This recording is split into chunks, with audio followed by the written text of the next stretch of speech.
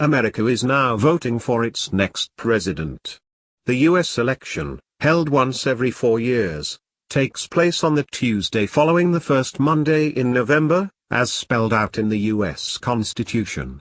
A bitter and ugly race replete with scandals between Hillary Clinton and Donald Trump will be decided in the next few hours. Democratic candidate Hillary Clinton, accompanied by husband Bill Clinton, voted in New York, while her Republican opponent Donald Trump will be at the ballot later. Voting has begun in battleground states like Ohio. Some states historically support the Democratic candidate election after election, while others are just as resolutely Republican. Candidates thus concentrate their efforts on about a dozen states prone to shift back and forth between the parties, often determining the final result. The most important of these are the battleground or swing states with the largest number of electors, like Florida, 29, Pennsylvania, 20, and Ohio, 18. Voters in 50 states and the city of Washington choose among the candidates for president and vice president.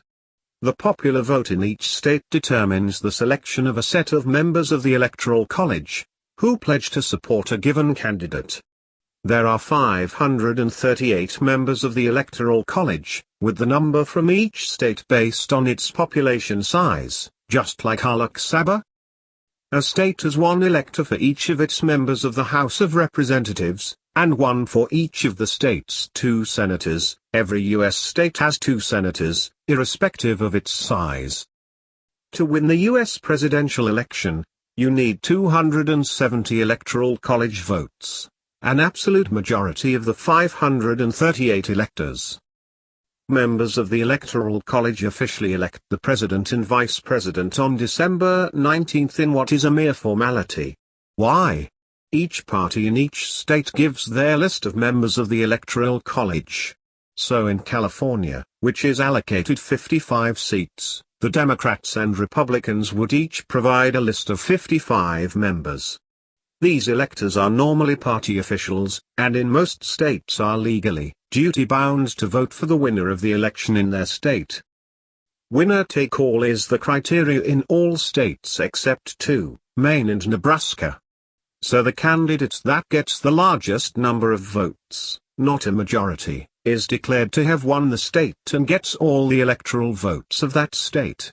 So, if Hillary Clinton wins California, as Democrats have done for a long time, she would gain 55 electoral votes, or the complete slate of electors listed by the Democratic Party in California.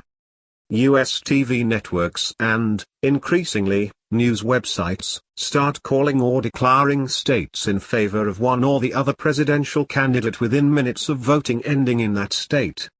This declaration of the winner of a state is based on previous voting patterns, who has won that state for years, and exit polls. Where the counting is closer, as in the battleground states, the networks wait until they have much more actual voting data before projecting a state in favor of a particular candidate.